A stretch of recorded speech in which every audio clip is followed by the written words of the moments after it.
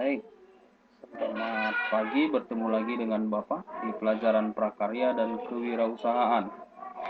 Minggu lalu, pertemuan kita yang terakhir, kita sudah identifikasi budaya tradisional non-benda yang ada di daerah kita ya. Nah, Bapak hanya mengingatkan lagi budaya non-benda itu, apa saja contohnya?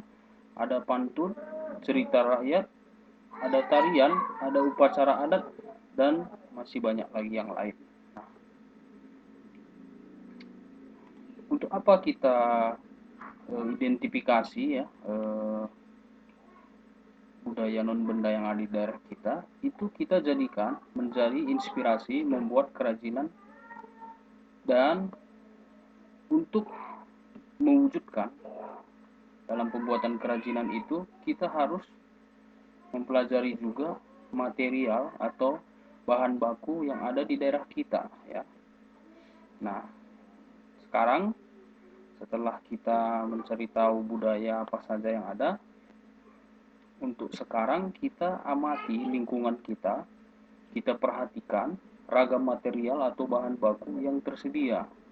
Nah, nanti kalian bisa cari informasi dari buku, internet, maupun dari pengrajin setempat tentang ragam material, bahan-bahan apa saja yang ada di daerah kita, dan teknik produksinya. Nah, nanti kalian bisa cari tahu juga teknik produksi apa saja yang ada.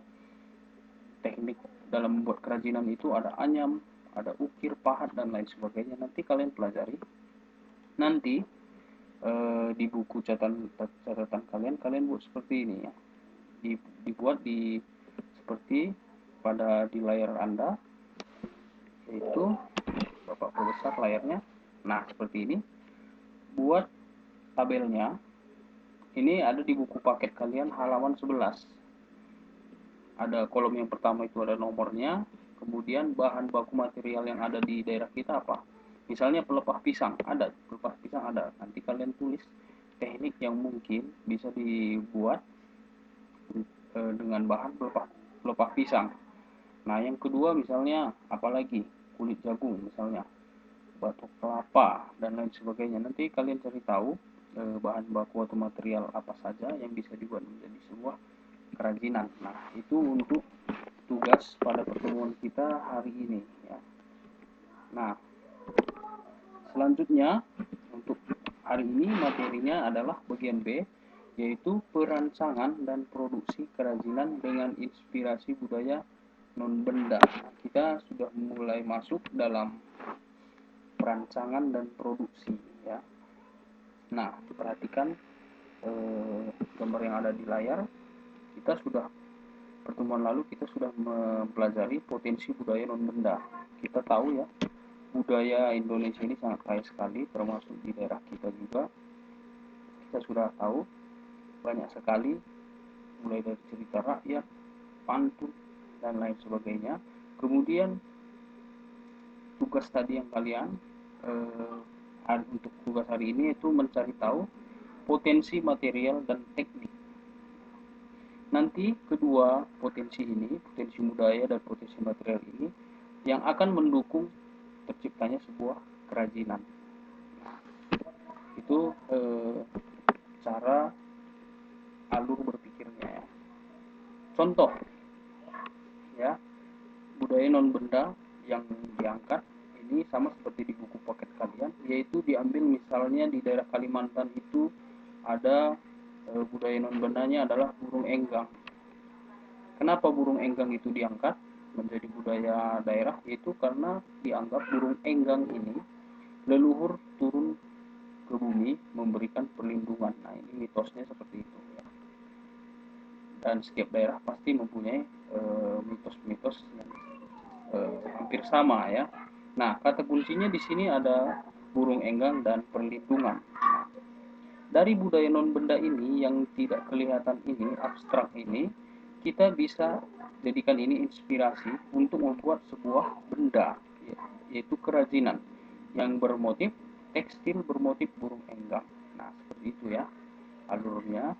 Nah, mungkin dari sini sudah ada gambarannya untuk kita mencari ide untuk membuat sebuah kerajinan. Baik, selanjutnya tahap perencanaan produksi. Secara umum, tahap perencanaan produksi itu pasti diawali dengan mencari ide. Ya.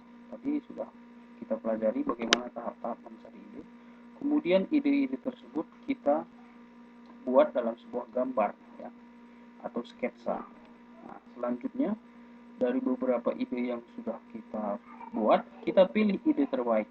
Kita pilih salah satu untuk kita wujudkan dalam sebuah kerajinan. Kemudian tahap selanjutnya itu prototyping atau studi model, membuat kerajinan tetapi belum menggunakan bahan yang sesungguhnya. Misalnya kita membuatnya dulu, miniaturnya membuat kertas atau karton. Nah, ini adalah pengertian dari prototyping, ya. Ini bisa kalian pahami.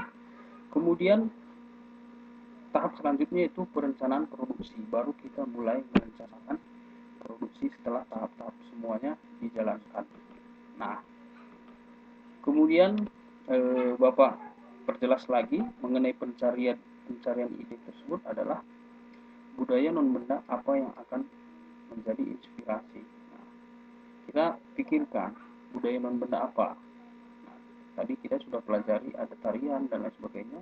Kita pilih salah satu, kemudian dari budaya tersebut kerajinan apa yang akan kita buat. Nah, terus mengapa produk kerajinan tersebut dibuat, siapa yang akan menggunakannya, bahan atau materialnya apa saja, warna atau motifnya apa, motif apakah atau apa misalnya, ya. Kemudian adakah teknik warna tertentu, misalnya teknik celup, teknik kuas dan lain sebagainya, dan bagaimana proses pembuatannya. Nah, ini harus kita pikirkan dalam mencari ide. Alat yang dibutuhkan apa saja. Nah, baru kita dari pencarian ide ini, tahap selanjutnya itu adalah brainstorming atau curah pendapat. Nah, ini sering keluar di ujian, ya. Kalian ingat-ingat brainstorming, ya. Artinya curah pendapat yang menuangkan ide dalam bentuk tulisan atau sketsa. Contoh brainstorming itu seperti ini, ya. Kita lihat di sini. Nah, inilah burung enggang tadi, ya, burung yang paruhnya seperti itu. Ini biasa hanya ada di Kalimantan, ya. Nah, baru dari bentuk paruh ini dibuatlah sebuah coretan-coretan, ya, karena ini merupakan ciri khas daerah tersebut. Kemudian dibuat menjadi sebuah selendang. Nah, ini adalah cara kita membuat brainstorming, ya, curah pendapat. Nah, baik, mungkin pertemuan kita hari ini cukup sekian. Tugasnya yang tadi yang sudah Bapak jelaskan, ya, kalian nanti buat seperti ini, ya. Ini bisa kalian tulis di buku catatan, bisa kalian ketik.